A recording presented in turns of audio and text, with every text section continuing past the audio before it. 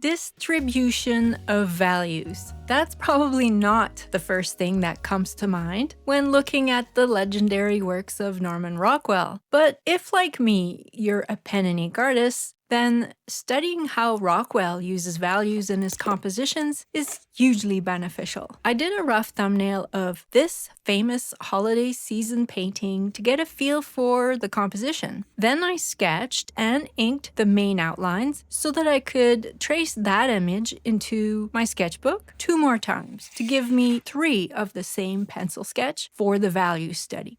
Limiting the range to 3 values forces you to identify the areas in the composition that have the highest contrast. With pen and ink, contrast plays a big role in the composition. It guides the viewer's eye like a path. It frames the focal point. You can see in my small thumbnail how the black tie framed in the white shirt draws you in. And it's framed by a bit of gray, so now we're looking at his face and what he's doing. Pants, hair, and light bulbs that are black give us the information about the story. He's confused, and it has something to do with the light bulbs. That's when we see the tree. In the cleaner drawing, I'm also using only 3 values, white, gray, and black. But in this study, I've distributed the values differently, putting a bit more emphasis on the tree than I did in the thumbnail. Now the story is less about the light bulbs and more about the act of decorating the tree. Let's expand to 5 values. Adding 2 more shades of gray means smoother transitions and less abrupt contrasts. In theory, the darkest and lightest tones should technically be in the same spot as in the previous study, just less intense. The light source seems to be coming from the top middle, casting a shadow under his raised hand and under his chin.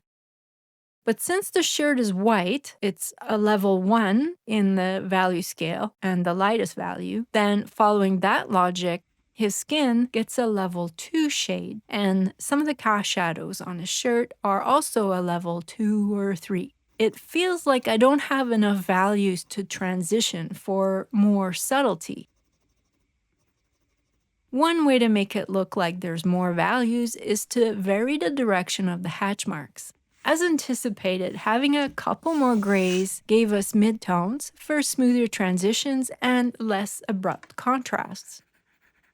When going from 5 to 7 values, this is how we would technically spread the value levels on a scale. Except when doing the 5 value study, I felt like Rockwell's painting had a broader range of the darker values. It could just be how my eye interprets the tones, and that's why we do studies, to check our assumptions. Here I'm sneaking in a possible 8th value for a nearly black. Already I'm enjoying the 8 value scale a lot more than the limited 5 levels. And if I were to do another study after this one, I could, instead of having lots of darks, I could try redistributing to have a broader range of the lighter grays, which would look more like my initial thumbnails with less focus on the tree and more on the man's struggle with his decorating. So the first thumbnail gave me information about the composition and general arrangement of the values. The 3 value study